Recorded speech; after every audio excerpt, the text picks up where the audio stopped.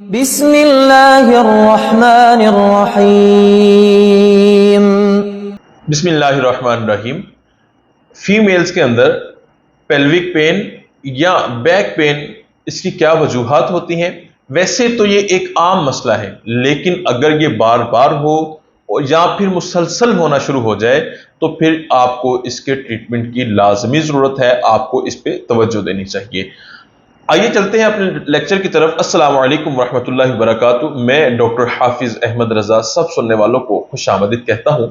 Pelvic pain यानी कि जो नाफ के नीचे फीमेल को पेन होती है, उसकी क्या वजूहात होती हैं? जो सबसे ज्यादा वजह है वो है माहवारी के मसाइल, पीरियड्स पेनफुल आए या फिर इरेगुलर आए।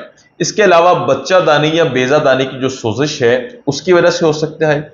यूट्रस के अंदर फाइब्रॉइड या कोई सिस्ट हो उसकी वजह से मसला हो सकता है, या फिर हमल के दौरान जो मसाइल होते हैं उसकी वजह से मसला हो सकता है, या फिर अगर कोई यूटीआई इन्फेक्शन है और मसाने में इन्फेक्शन है या पेशाब की नाली के अंदर कोई इन्फेक्शन है उसकी वजह से यह मसला बन सकता है। लेकिन ज़्यादातर आपके जो पीरियड्स इरेगुलर होते हैं उसकी वजह से होता है, या बच्चा दानी में जब सोजिश होती है तब यह मसला बनता है।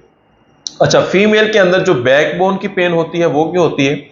ये लिकोरिया या अंदरूनी की जो रतूबात खारिज होती हैं उसकी वजह से वीकनेस हो जाती है, उसकी वजह से आपको पेल्विक पेन भी हो सकता है और बैक पेन भी हो सकता है। इसके अलावा कब्ज की वजह से बैक पेन हो सकता है, वजन ज्यादा उठाना या हमेशा गलत बैठने की वजह से भी ये पेन हो सकता है।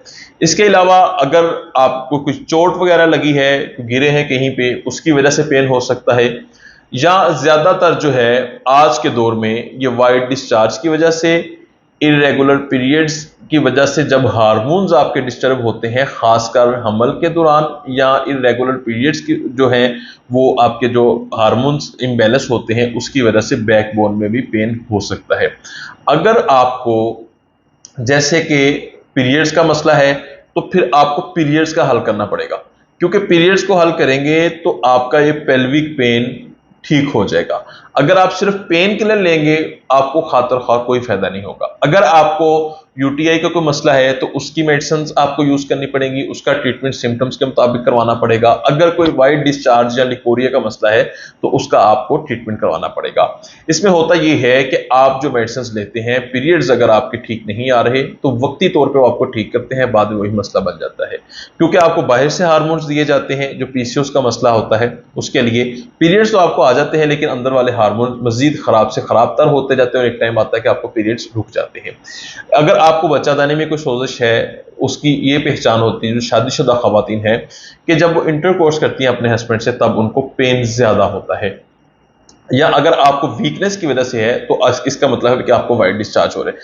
जो मैंने आपको वजूहात बताई हैं, अगर पेन आपको हो रहा है तो इसमें से आप गौर करें कि आप कौन सी इस बीमारी का शिकार है जिसकी वजह से आपको पेन हो रहा है। तो उसका 100% नेचुरल ट्रीटमेंट जो है वो मेरे क्लिनिक पे मौजूद है। आप ऑनलाइन कांटेक्ट कर सकते हैं या फिर मेरा क्लिनिक विजिट कीजिए। मेरा क्लिनिक जो है वो एक दिन मैं इस्लामाबाद में बैठता हूँ, जो महीने का पहला हफ्ते वाला दिन होता है। आप इस्लामाबाद की कमाल 2A फ्लोर पे मुझे विजिट कर सकते हैं, या फिर फैसलाबाद डिवीजन के साथ ही एक तहसील है गोजरा, वहाँ मेन सिटी के अंदर मेरा क्लिनिक है, वहाँ पे आप विजिट कर सकते हैं और 100% इस चीज़ का ट्रीटमेंट हो जाएगा बगैर किसी साइड इफेक्ट के, नेचुरल मेडिसिन के साथ। इसी के साथ मुझे इजाज़त दीजिए, बहुत जल्द किसी अच्छे लेक्चर के साथ मुलाकात होगी। फी अमानिल्लाह। अस्सलामु अलैकुम रहमतुल्लाहि व बरकातुहू। अल्लाह हाफिज़।